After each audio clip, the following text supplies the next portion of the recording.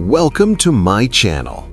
The 1991 Mercedes-Benz W180 is a car that almost no one talks about today.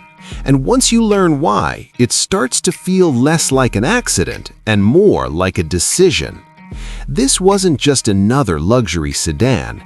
It was a strange blend of old-world Mercedes engineering, American influence, and design choices that didn't fit the era it appeared in. On paper, the W180 name belonged to a much earlier generation, but in 1991, something unexpected happened. A Mercedes carrying that identity surfaced in American circles, sparking confusion, debate, and quiet fascination among collectors who noticed it didn't follow the usual Mercedes rules. This car didn't chase trends, it ignored them.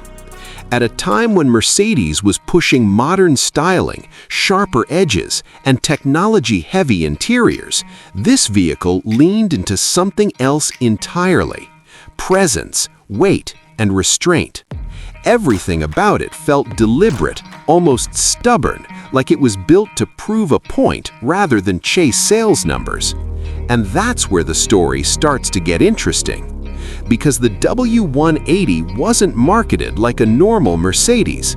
There were no massive ad campaigns, no flashy launch events, no aggressive dealer push. Instead, it appeared quietly, passed through small circles, and then slowly vanished from mainstream discussion.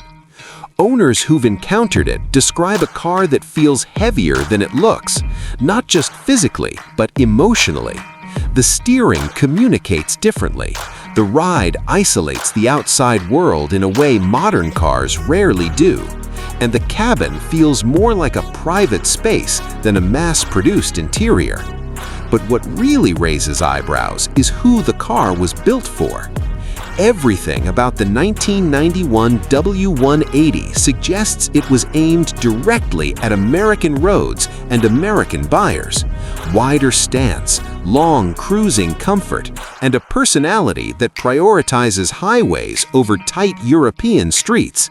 Yet Mercedes never fully acknowledged it as a separate American-focused experiment. Why?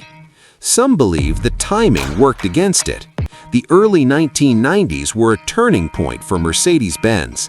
Costs were rising, competition was heating up, and the brand was slowly shifting away from over-engineering towards efficiency.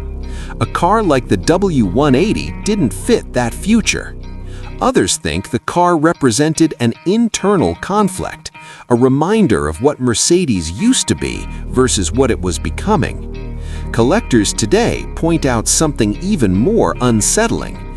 Documentation around this model is unusually thin. Specs vary depending on who you ask. Production numbers are vague, and verified examples are rarely seen in public collections.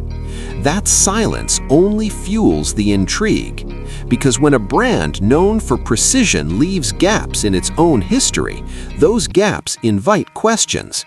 Was the W180 a test that went too far? A quiet favor to a specific market? Or a project that simply didn't align with Mercedes' new direction? Whatever the truth, one thing is clear: the 1991 Mercedes-Benz W180 refuses to be neatly categorized. It doesn't behave like a concept car. It doesn't feel like a prototype. And it certainly doesn't drive like something unfinished. Instead, it feels intentional and intentionally overlooked. Today, the few remaining examples are whispered about more than they're showcased. When they do appear, they spark the same reaction every time: disbelief, curiosity, and one unavoidable question: why haven't we heard more about this car? That's exactly what this video uncovers. From its design choices to its American connection, from its unusual positioning inside Mercedes history to the reason it quietly disappeared. This is the story of a Mercedes that refuses to stay forgotten, no matter how hard time tries to erase it. Watch closely, because once you notice the details, you'll never look at Mercedes the